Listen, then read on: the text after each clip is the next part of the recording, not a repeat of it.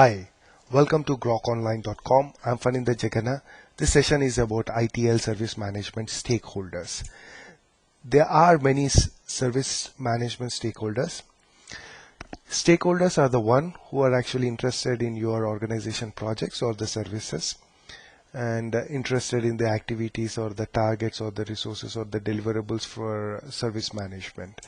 Example, the organization, service providers, customers, consumers, users, and the partner companies or employees of your own organizations or the employees of your partner company, or shareholders, owners, and the suppliers. The company means the organization can be like the company or the legal entity. Well, the legal entity would be the one where would have the responsibility of paying the taxes, ensuring the taking care of audit reports, responding to queries which would come out from any of the agencies, taking care of all the legal activities for a company. So these would the legal entity of the company would take care of all the legal activities. Within the service organizations, there are many different stakeholders, including that functions like service desk or the groups and the teams that delivers the services. Service management stakeholders, there could be an external to the service provider organization stakeholders.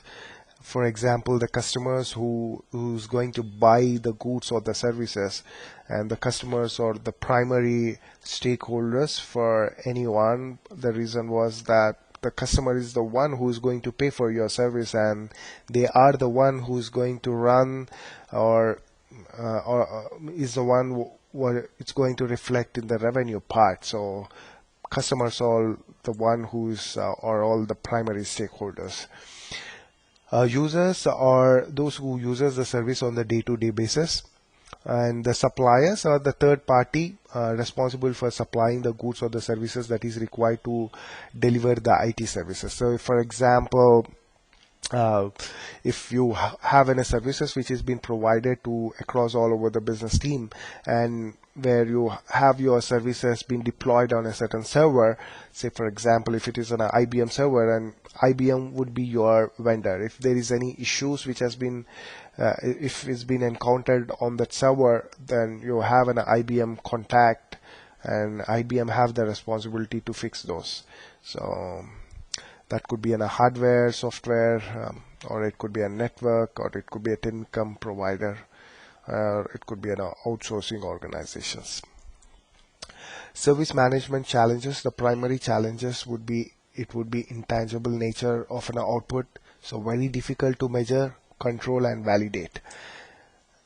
And the demand is tightly coupled with customer assets.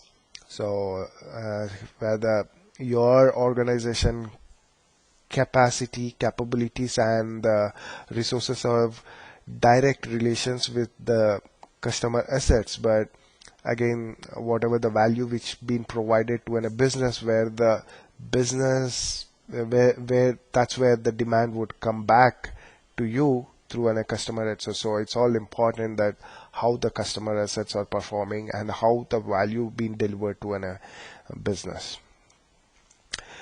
High level of contacts with the producers and the consumers would of a service would be required, and its perishable nature of service outputs and service capacity. What's the primary benefits of using of an IT service management? It improves the quality of a service because it's focused on the quality, and it provides the right justifications for the service quality. So whatever you cost to a customer, you would be able to explain the cost, and you would be able to give the justifications to the customers. Service that meets the business or the customer or the user demand. That's there's a lot of process would ensure in the service management would ensure that you have the right inputs and the right focus of the work done to meet the business or the customer or the user demands. It's completely integrated, centralized processes.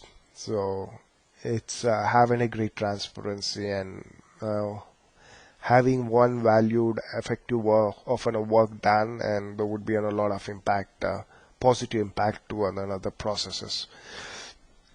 And this is where you have every role and responsibilities would be clearly defined. One of a very popular metrics used for defining the roles and responsibilities are the are ACI metrics. That's one of things which I use very often. But there are a lot of other metrics and methodologies which has been used for defining the roles and responsibilities. But service management is something whatever the metrics or the methodology they use, but they would have the process to ensure that they have every role and responsibilities is clearly defined for every resource. Thanks for watching this video. Looking forward. See you in the next video.